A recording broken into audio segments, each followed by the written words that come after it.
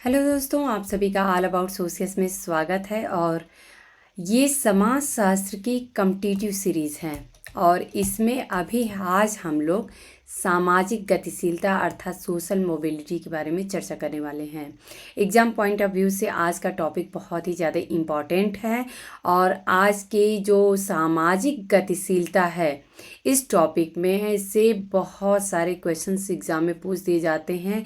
तो आखिर में सामाजिक गतिशीलता है क्या, इसको हम लोग समझेंगे। विभिन्न विचारकों ने इसके बारे में परिभाषाएं क्या दी हैं, इसको समझेंगे।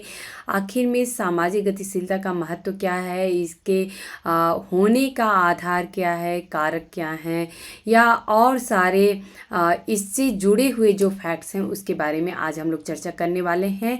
लेकिन कॉम्पिटिटिव एग्ज़ाम के आधार पे उसी को ध्यान में रखते हुए आज हम लोग एक इसका कंप्लीट बोलेंगे, ब्रीफ डिस्कशन करेंगे। तो अपने आप में पूरा कंप्लीट है आज का लेक्चर सामाजिक गतिशीलता से लेके, और लेकिन एग्ज़ाम को ध्यान में रखते हुए कि किस प्रकार से कॉम्पिटिटिव एग्ज़ाम की तैयारी होनी चाहिए उसी प्रकार से बिल्कुल आज का लेक्चर है। तो चलिए हम लोग प्रारंभ करते हैं कि सामाजिक गतिशीलता। सबसे पहले प्रश्न ये उठता है कि आखिर में सामाजिक गतिशीलता होती क्या है। सामाजिक गतिशीलता और सामाजिक परिवर्तन, ये दो टर्म ऐसे होते हैं जो कि बहुत ही ज़्यादा कंफ्यूज करते हैं। तो यहाँ पे एकदम बेसिक सा डिफरेंस आप लोग समझ लीजिए। अगर आप लोगों को पता है तो बहुत अच्छी बात है, जिनको नहीं पता है उनको मैं बता दूं कि सामाजिक परिवर्तन अर्थात सोशल चेंज ये एक बहुत बड़ा फैक्टर है। अर्थात पूरे समाज में सामाजिक संरचना है उसका, जो विभिन्न संस्थाएं हैं, जो हमारे रीति रिवाज होते हैं, इन सारे में अगर हमको परिवर्तन देखने को मिल रहा है तो हम सामाजिक परिवर्तन बोलेंगे। लेकिन सामाजिक गतिशीलता जो होती है वो समाज में जो किसी व्यक्ति की सामाजिक परिस्थिति है या उसकी क्या स्टेटस है सोसाइटी में, उसमें जो चेंजेस होते हैं उसको हम सामाजिक गतिशीलता कहते हैं। तो ये एक बहुत ही बेसिक सा डिफरेंस है सामाजिक परिवर्तन और सामाजिक गतिशीलता में, कि जो सामाजिक परिवर्तन होता है वो पूरे सामाजिक संरचना के ढांचे में परिवर्तन की बात करता है। लेकिन अगर सामाजिक गतिशीलता की बात करें तो ये एक विशेष समूह का या विशेष एक ग्रुप का बोलेंगे, या फिर एक विशेष व्यक्ति के जो समाज में परिस्थिति है, पद है, उसमें जो परिवर्तन होता है तो उसको हम सामाजिक गतिशीलता अर्थात सोशल मोबिलिटी कहते हैं। सामाजिक गतिशीलता का अर्थ आखिर में क्या होता है, तो सामाजिक गतिशीलता का तात्पर्य एक व्यक्ति या समूह द्वारा पद, स्थान या व्यवसाय त्याग कर दूसरे पद, स्थान या व्यवसाय को ग्रहण करने से है। तो यहाँ पे आप लोगों को ये एकदम क्लियर हो चुका है कि सामाजिक गतिशीलता जो होता है वो किसी एक व्यक्ति या समूह के द्वारा उसका एक पद या फिर स्थान उसने त्याग दिया या व्यवसाय त्याग दिया और कुछ दूसरा उसने अपना लिया, तो उसी को हम सामाजिक गतिशीलता कहते हैं। यहाँ पे सामाजिक गतिशीलता की परिभाषाएं विभिन्न विचारकों के द्वारा दी गई है, उसको हम लोग समझेंगे। तो बोगार्डस का सबसे पहला कथन और सबसे सिंपल सा कथन है। इन्होंने कहा है कि सामाजिक पद में कोई भी परिवर्तन यदि होता है तो हम उसे सामाजिक गतिशीलता कहेंगे।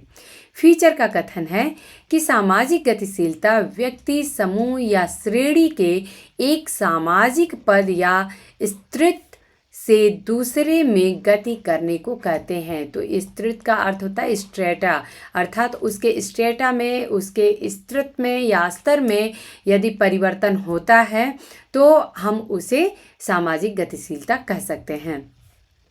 यहाँ पे कुछ की टर्म दिखेंगे, जैसे कि अगर बोगार्डस की बात करें तो सामाजिक पद में कोई भी परिवर्तन यदि होता है तो हम सामाजिक गतिशीलता कहेंगे।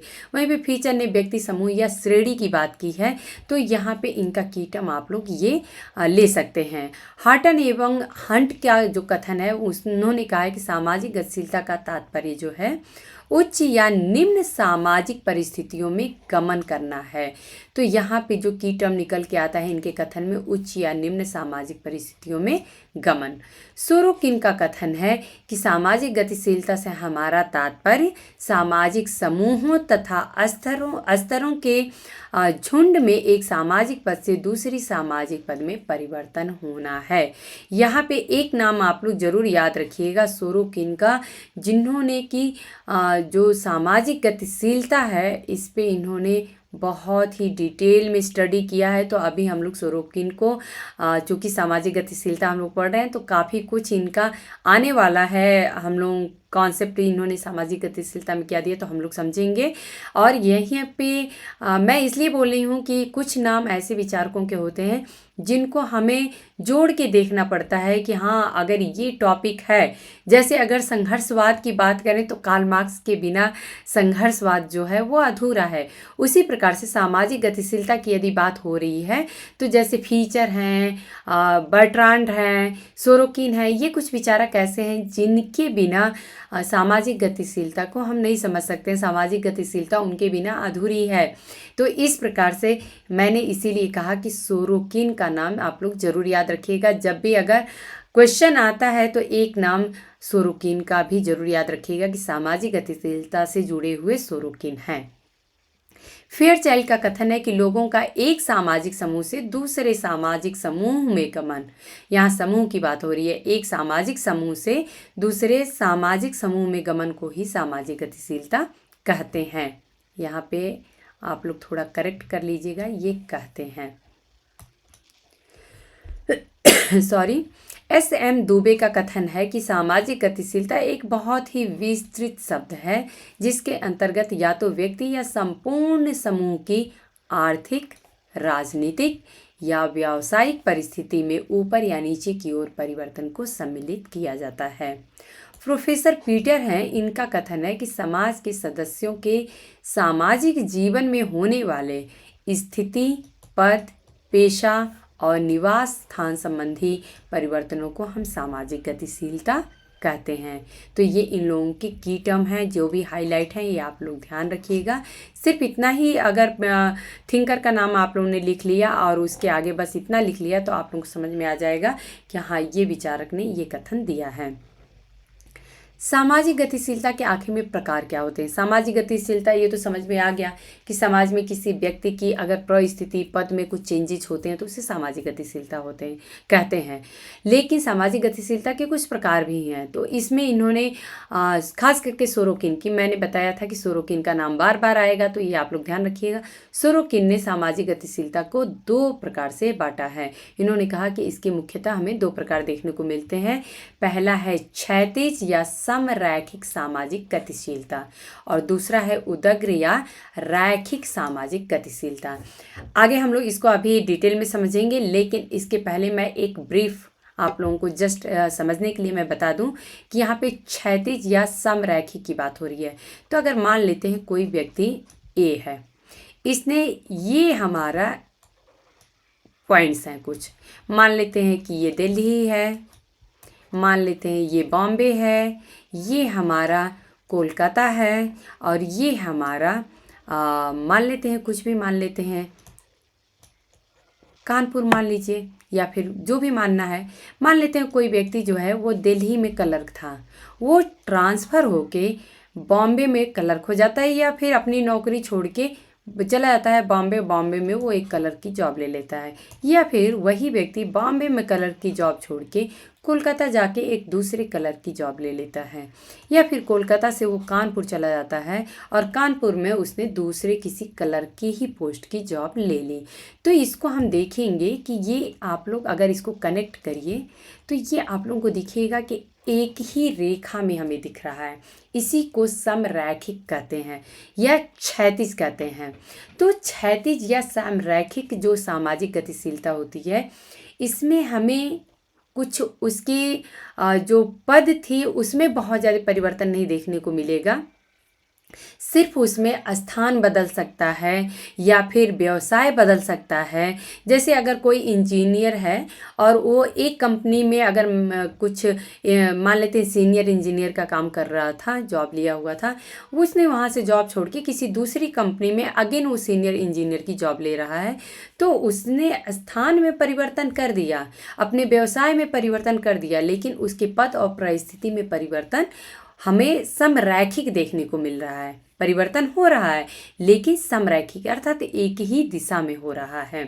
वहीं पे उदग्र या रैखिक सामाजिक गतिशीलता की बात करें तो अगर कोई व्यक्ति ये मान लेते हैं कि आज क्लर्क था और कल उसने अपने पद में उन्नति करके दूसरा एग्ज़ाम निकाल के वो कहीं पे शिक्षक बन जाता है, वहाँ से वो अगेन कुछ एग्ज़ाम निकाल के एक हाई लेवल का पुलिस ऑफिसर बन जाता है, या फिर वहाँ से अगेन वो एग्ज़ाम निकाल के एक आईएएस ऑफिसर बन जाता है। तो ये जो हमें उसकी स्थिति में परिवर्तन देखने को मिल रहा है, ये हमारा रैखिक सामाजिक गतिशीलता या फिर उदग्र सामाजिक गतिशीलता कही जाएगी। तो अर्थात जब उसकी स्थिति में परिवर्तन उच्च ऊपर की तरफ हो रहा है, उसके पद में ऊपर की तरफ वृद्धि हो रही है या उसकी पदोन्नति हो रही है, और इस प्रकार की गतिशीलता को हम सामाजिक गतिशीलता जो कि रैखिक या उदग्र है वो कहेंगे। अब यहाँ पे हम लोग क्षैतिज या समरैखिक गतिशीलता को देखते हैं कि क्षैतिज या समरैखिक सामाजिक गतिशीलता के बारे में विभिन्न विचारकों ने क्या कहा है। तो गोल्ड एवं काप का नाम आता है। इन्होंने कहा है कि बिना सामाजिक वर्ग पद में परिवर्तन, यहाँ पे आप लोग ध्यान दीजिए, बिना सामाजिक वर्ग पद में परिवर्तन किए परिस्थिति एवं भूमिकाओं के विशेष रूप में व्यावसायिक क्षेत्र में परिवर्तन को क्षैतिज गतिशीलता कहते हैं। तो इन्होंने जो मुख्य फोकस किया है वो व्यावसायिक क्षेत्र में परिवर्तन को, कि एक व्यक्ति का कुछ नहीं बदल रहा है, सिर्फ उसका व्यवसाय का क्षेत्र बदल जा रहा है और उससे जो परिवर्तन देख रहे हैं उसी को क्षैतिज गतिशीलता कहते हैं। फीचर कहते हैं कि क्षैतिज गतिशीलता का अर्थ है कि एक ही सामाजिक स्तर के एक ही प्रकार के सामाजिक समूह या स्थिति से दूसरे में आगे या पीछे गमन करना है, अर्थात यहाँ हम आगे को बढ़ रहे हैं या फिर पीछे को बढ़ रहे हैं, लेकिन जो सामाजिक स्तर है वो एक ही है। जैसे एक मिडिल क्लास कोई फैमिली है तो वो मिडिल क्लास ही है, ना वो हायर हो रही है ना वो लोअर हो रही है। वो भले हो सकता है कि मुंबई से कोलकाता ट्रांसफ़र हो जाए, वहाँ पे जाके अगेन वो अगर यहाँ पे चाट की दुकान करती थी तो वहाँ पे भी चाट की दुकान ही खोल के रखा है। तो इस प्रकार से सॉरी, जो एक ही सामाजिक स्तर का एक ही प्रकार के सामाजिक समूह या स्थिति से दूसरे में जो परिवर्तन होता है तो उसी को हम सामाजिक गतिशीलता क्षैतिज कहते हैं, ये फीचर कहते हैं। बर्ट्रांड का कथन है कि सामाजिक स्थिति में अर्थात जो सोशल स्ट्रेटा है इसको बिना परिवर्तित किए एक सामाजिक पद से दूसरे पद में गमन करना क्षैतिज सामाजिक गतिशीलता के रूप में जाना जाता है। मीनिंग एक ही निकलता है, सिर्फ विभिन्न विचारकों ने अपने अपने तरीके से उनकी परिभाषाएं दी हैं। सोरोकिन का कथन देख लेते हैं। क्षैतिज सामाजिक गतिशीलता का अर्थ एक व्यक्ति या सामाजिक वस्तु का एक ही स्तर में स्थित एक समूह से दूसरे समूह में स्थानांतरण है। यहाँ पे एक बात मैं और बता दूं कि जो सामाजिक गतिशीलता है वो एक सामाजिक तथ्य है, सोशल फैक्ट्स है। तो यहाँ पे सोरोकिन ने इसे एक व्यक्ति या सामाजिक वस्तु के रूप में देखा है। सोरोकिन ने क्षैतिज सामाजिक गतिशीलता के अनेक उदाहरण दिए हैं, जैसे कि प्रजाति, लैंगिक एवं आयु समूह, क्षेत्रीय समूह, परिवार, नातेदारी, धर्म, व्यवसाय, राजनीतिक दल आदि से लिया जाता है कि ये उदाहरण हो सकते हैं। ऐसी बात सोरोकिन ने कही है। क्षैतिज या समरैखिक सामाजिक गतिशीलता के प्रकार कौन कौन से होते हैं? तो पहला आप लोग ऑलरेडी हम लोग समझ चुके हैं कि सोरोकिन ने किन की बात की है। तो प्रजातीय, लैंगिक या आयु समूहों में क्षैतिज गतिशीलता। कि जैसे हम एक आयु समूह से दूसरे अगर मान लीजिए कि कोई बच्चा है 18 साल के एक कम्युनिटी में या एक ग्रुप में था, वही उस चीज़ उसको छोड़ के, उस ग्रुप को छोड़ के और किसी दूसरे ग्रुप में, युवा ग्रुप में अपना उसको ज्वाइन कर लेता है सेम एज के। तो इस प्रकार से हम देखेंगे कि ये एक क्षैतिज सामाजिक गतिशीलता है। वहीं पे क्षेत्रीय समूह की गतिशीलता की बात हो रही है कि एक क्षेत्र से दूसरे क्षेत्र में चले जाना, ये हम देखेंगे कि एक क्षैतिज सामाजिक गतिशीलता है। अंतः पारिवारिक या अंतः नातेदारी गतिशीलता, तो इस प्रकार से अगर हम देखें कि अगर मान लेते हैं कि किसी लेडी है, कोई महिला, उनका डाइवोर्स हो जाता है और या फिर वो विधवा हो जाती हैं, उसके बाद से फिर अगेन उनकी शादी होती है, फिर दूसरे परिवार में उस तरीके से उस परिवार की सदस्य बनती हैं जैसे कि वो पहले में थी।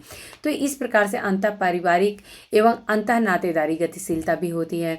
अंतः व्यवसायी एवं बाह्य व्यवसायी गतिशीलता भी होती है कि हम अपने खुद ही, जैसे कि मान लेते हैं कि हमने कोई व्यवसाय खोला है और उसमें फ़ायदा नहीं हो रहा है, तो चलो ठीक है, उसी के पैरेलल हम उसी से जुड़ा हुआ दूसरा व्यवसाय देख लेते हैं, या फिर ये बिजनेस छोड़ के हम दूसरा बिजनेस देख लेते हैं। तो दोनों प्रकार की जो व्यवसाय होते हैं, ऐसी गतिशीलता जो है वो क्षैतिज या समरैखिक सामाजिक गतिशीलता में आती है।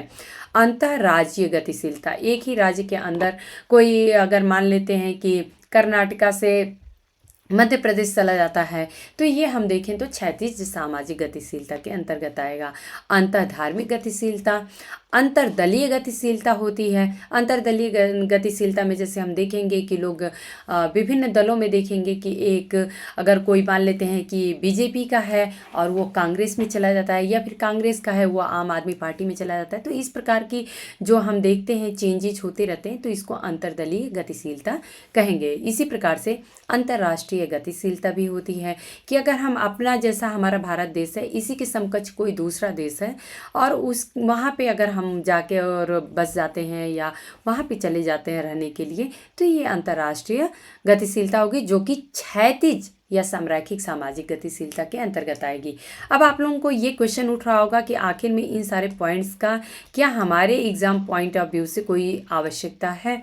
तो मैं आप लोगों को बता दूं कि जो भी कॉन्सेप्चुअल बेस्ड क्वेश्चन आते हैं, जिसमें पूछ दिया जाता है कि आखिर में इसके लिए क्या ऑप्शन सही है या क्या सही नहीं है, तो उस टाइप के क्वेश्चन में ये जो टॉपिक्स होते हैं वो एक इम्पॉर्टेंट रोल निभाते हैं। तो ये आप लोगों को ज़रूर याद रखना है।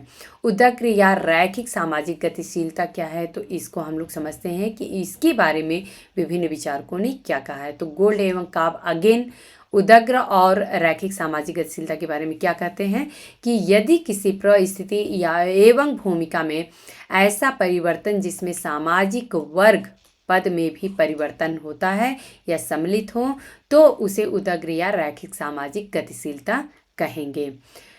जिसके उपवर्ग में, इन्होंने दोनों बातें कह दी है कि जिसके उपवर्ग भी इसका कर दिए हैं कि ऊपर एवं नीचे की ओर गतिशीलता हो सकती है, अर्थात ये गतिशीलता अपवर्ड भी हो सकती है और डाउनवर्ड भी हो सकती है।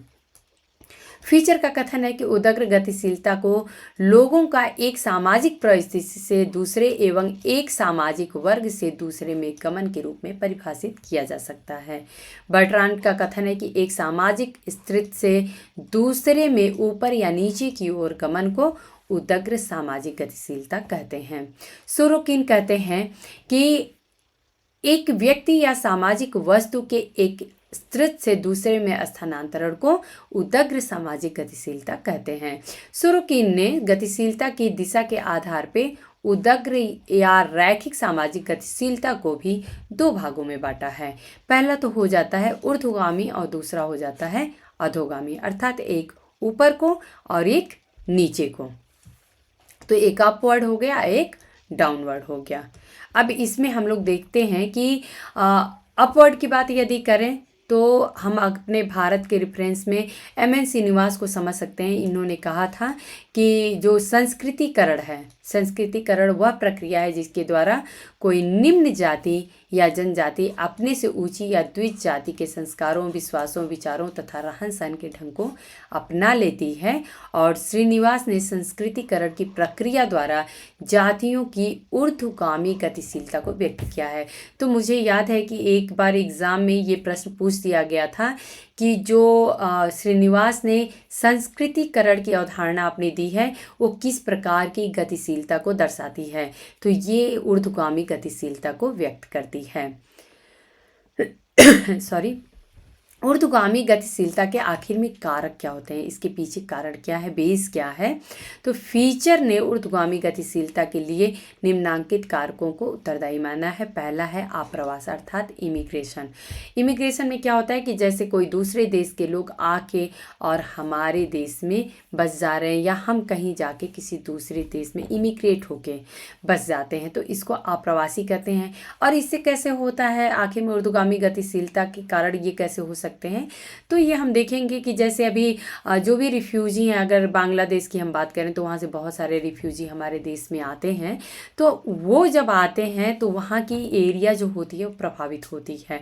तो वहाँ पे क्या होता है, अभी जैसे पश्चिम बंगाल की बात करें, अगर बांग्लादेश से बहुत सारे रिफ्यूजी वहाँ आ गए तो वहाँ पे क्या है कि अब वहाँ के जो लोकल लोग हैं वो प्रभावित होते हैं, लेकिन जो रिफ्यूजी आ रहे हैं वहाँ पे, आप्रवासी आ रहे हैं, ऐसा देखेंगे कि उसे आप्रवासी तो नहीं बोलेंगे, लेकिन अगर हम जस्ट एक एग्जाम्पल से समझना चाहें कि अगर कोई वहाँ से आके और यहाँ बस रहा है तो उसकी स्थिति हमारे देश की तुलना में निम्न होगी। समाज में उसकी परिस्थिति हमारे देश के लोग जो हैं उनकी परिस्थिति की तुलना में निम्न होगी, और इस प्रकार से जो वहाँ के लोग होते हैं उनकी परिस्थिति अपने आप ही उच्च हो जाती है। इसी प्रकार से अगर किसी भारतीय की बात करें और वो जाके यूएस या फिर कनाडा में जाके रहता है, तो ये देखेंगे कि जो वहाँ के लोग हैं, जो वहाँ के ओरिजिनल लोग हैं यूएस या कनाडा के, उनकी जो वहाँ के समाज में स्टेटस होगा, परिस्थिति होगी, वहाँ के कंपेयर में जो इंडियंस यहाँ से जाते हैं उनकी परिस्थिति लो होती है, तो ऑटोमेटिक उनकी परिस्थिति उनसे उच्च हो जाती है। तो इस प्रकार से ऊर्ध्वगामी गतिशीलता के कारक में एक आप्रवास भी आता है। उच्च वर्ग में कम प्रजनन क्षमता देखने को मिलती है। तो ऐसा देखते हैं कि जो काफ़ी हायर क्लास के लोग हैं तो उनकी पॉपुलेशन बहुत कम है, और इस प्रकार से कम प्रजनन क्षमता भी हमें देखने को मिलती है कि वो लोग ज़्यादा बच्चे प्लान नहीं करते हैं। तो फिर इस प्रकार से हम देखेंगे कि जो निम्न वर्ग है या मिडिल वर्ग है वो उनकी जगह आगे जाके लेते रहते हैं। संघर्ष का महत्व है, इसके कारण से भी हमें देखने को मिलता है।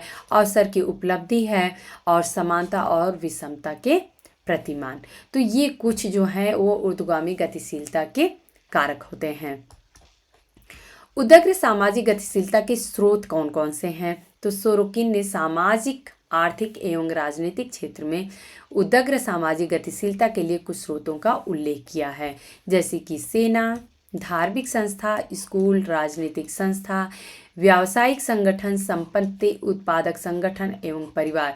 ये सभी के सभी देखा जाए तो उदग्र जो सामाजिक गतिशीलता होती है उसके लिए एक सोर्स का काम करते हैं।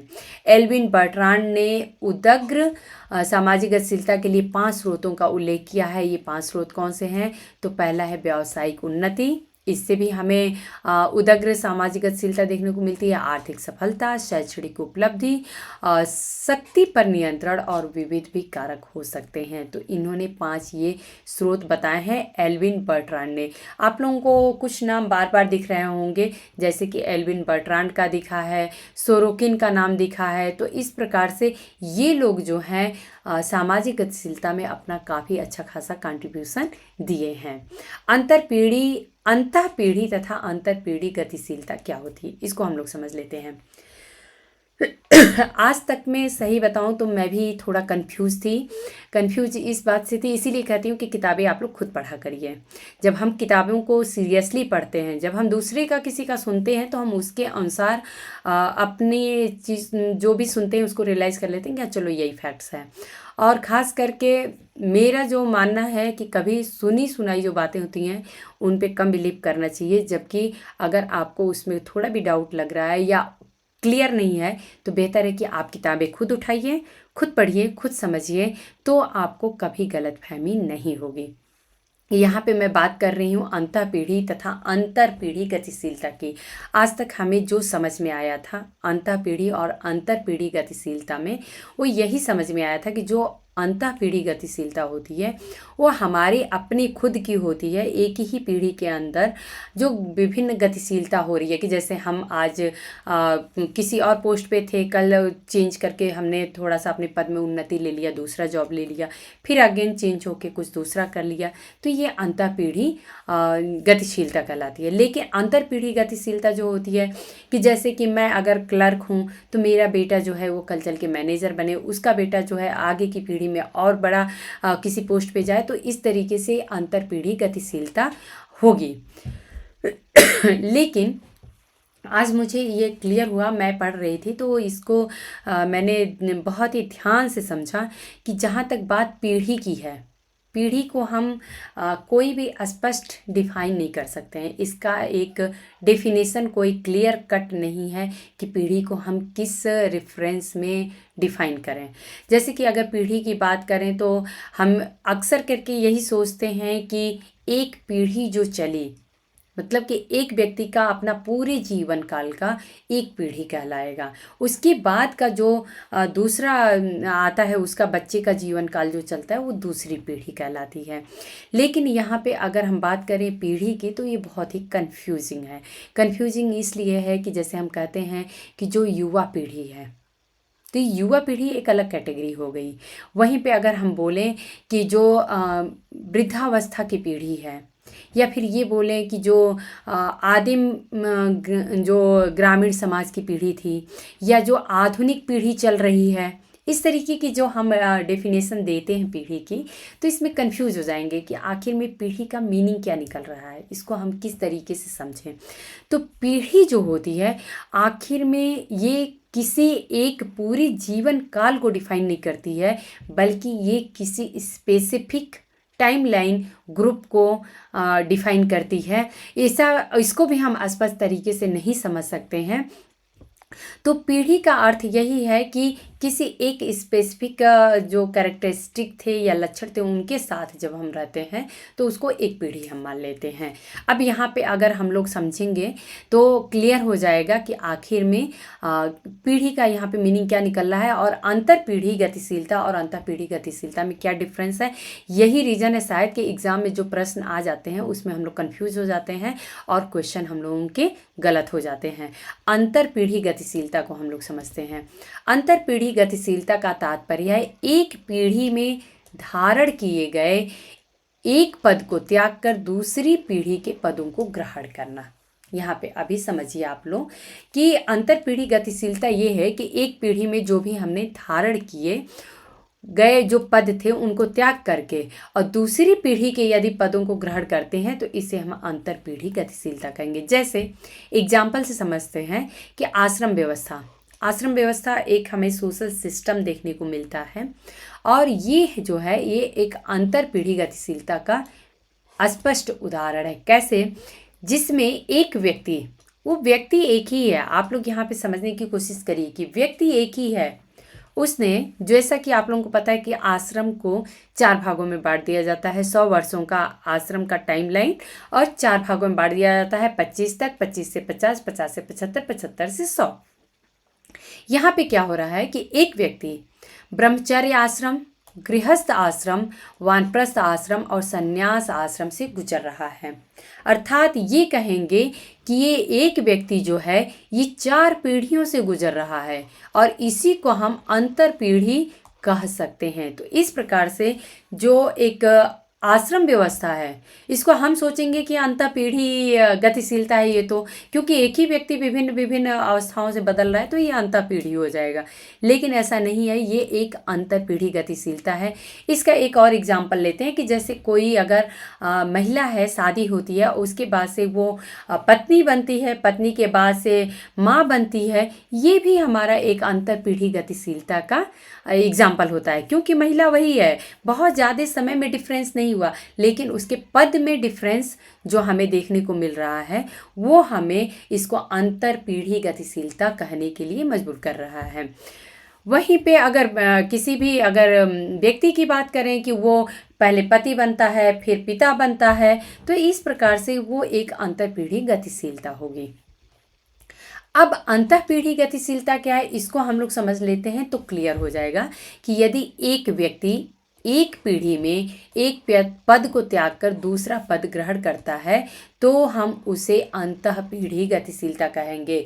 अर्थात पीढ़ी एक ही है, सिर्फ उसमें एक पद को त्याग के हम दूसरे पद को ग्रहण कर रहे हैं, तो इस प्रकार से हम इसको अंतःपीढ़ी गतिशीलता कहेंगे। जैसे उदाहरण के लिए 21 वर्ष का आयु जो है इसका कोई विद्यार्थी है, वह अपना अध्ययन समाप्त करता है और व्यवसायी बन जाता है या फिर कोई नौकरी कर लेता है, तो यह अंतःपीढ़ी गतिशीलता कहलाएगी।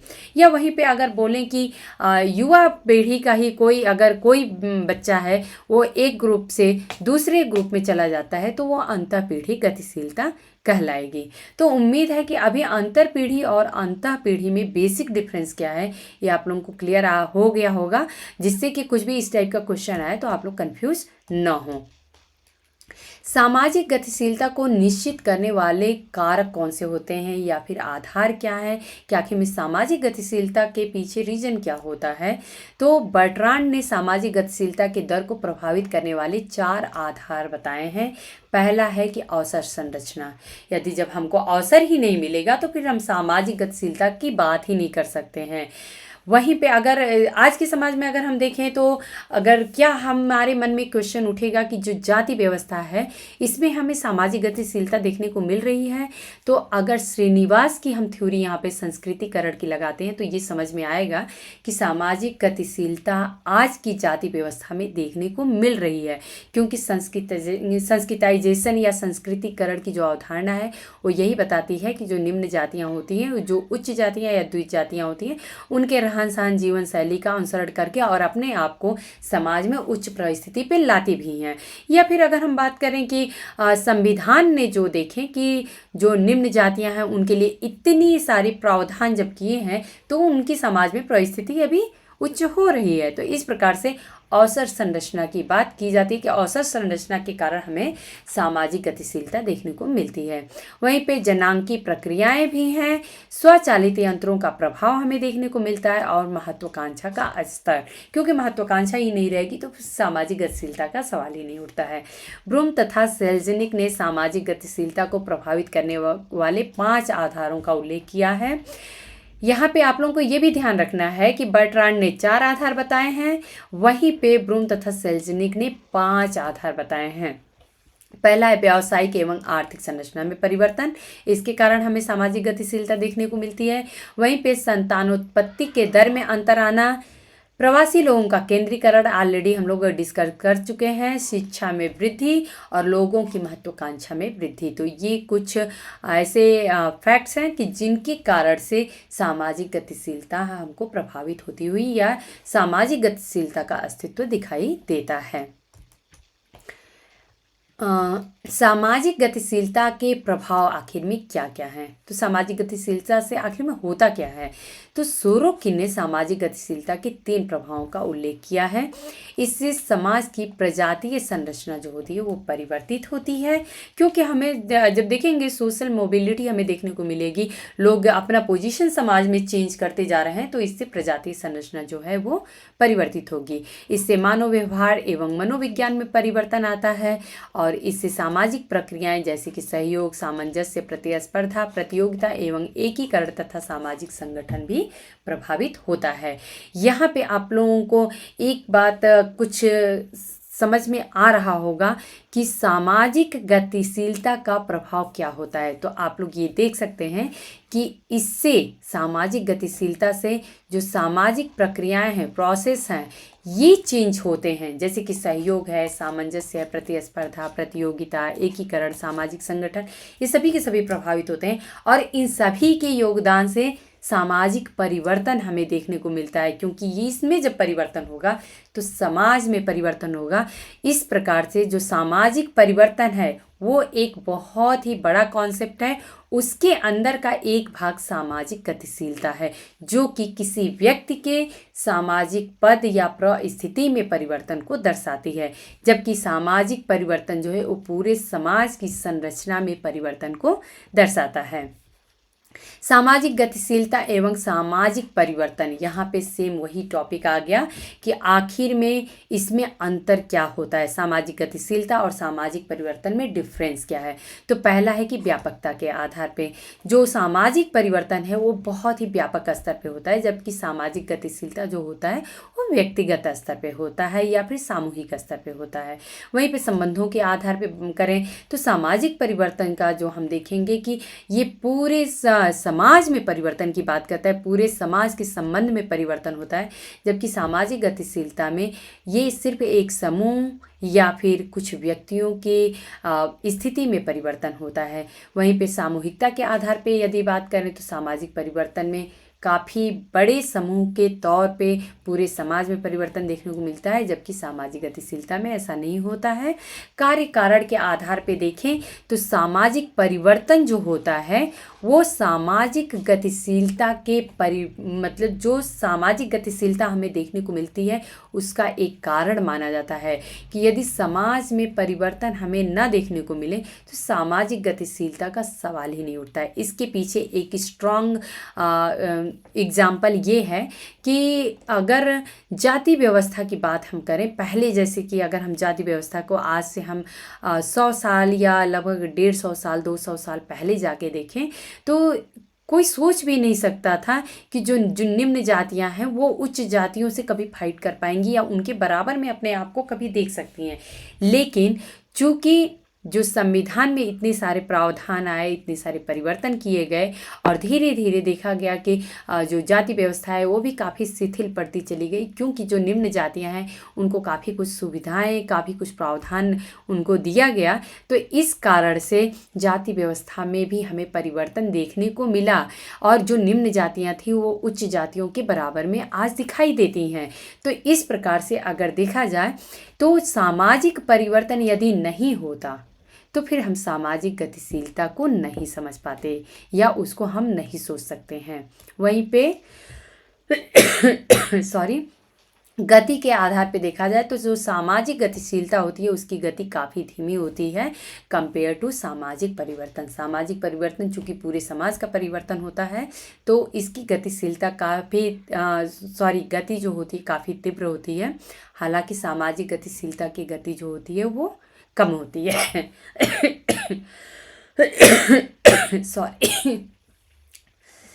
तो उम्मीद है दोस्तों कि आज का जो लेक्चर था वो आप लोगों को पसंद आया होगा। मेरा अच्छा, इसी से संबंधित मैं एक और टॉपिक बता दूं कि आखिर में मान लीजिए कि सामाजिक गतिशीलता और सामाजिक परिवर्तन तो हम लोग समझ लिए। सॉरी, समटाइम्स बोलते बोलते ड्राइनेस हो जाता है, इसलिए ऐसा हो जाता है। Sorry for disturbance. सामाजिक गतिशीलता का आखिर में परिणाम हमें क्या देखने को मिलता है? हमने सब तो समझ लिया, आखिर में सामाजिक गतिशीलता जो है इसका रिजल्ट क्या निकलता है। तो हम ये देखेंगे कि सामाजिक गतिशीलता के हिसाब से अगर चूँकि समाज में मोबिलिटी हो रही है, समाज में गतिशीलता देखने को मिल रही है, तो इसके कारण से जो व्यक्ति होते हैं वो स्वतंत्र होते हैं अपनी समाज में अपनी खुद की परिस्थिति को चुनने में या उसको अपनी परिस्थिति खुद अपने समाज में स्थापित करने में। तो इस प्रकार से हम देखेंगे तो सामाजिक गतिशीलता का परिणाम हमें इस रूप में दिखाई देता है। उम्मीद है कि आज का लेक्चर जो है वो आप लोगों को अच्छे से समझ में आ गया होगा। हम लोग काफ़ी कुछ जो फैक्ट्स थे उसको भी डिस्कस किए और जो भी अगर आप लोगों को भी कुछ डाउट हो इससे रिलेटेड, जो भी क्वेश्चंस कुछ डाउट होते हैं तो आप लोग हमसे शेयर कर सकते हैं। हम लोग उसको मिलके सॉल्व करेंगे, क्लियर कर लेंगे जो भी डाउट होंगे। तो यदि आप लोगों के पास भी कुछ क्वेरीज होती हैं तो आप लोग हमसे क्वेश्चन कर सकते हैं। और यदि आप लोगों को मेरे लेक्चर्स, मेरे पढ़ाने का तरीका पसंद आता है तो आप लोग लाइक किया करिए, कमेंट करके हमें बताया करिए। धन्यवाद।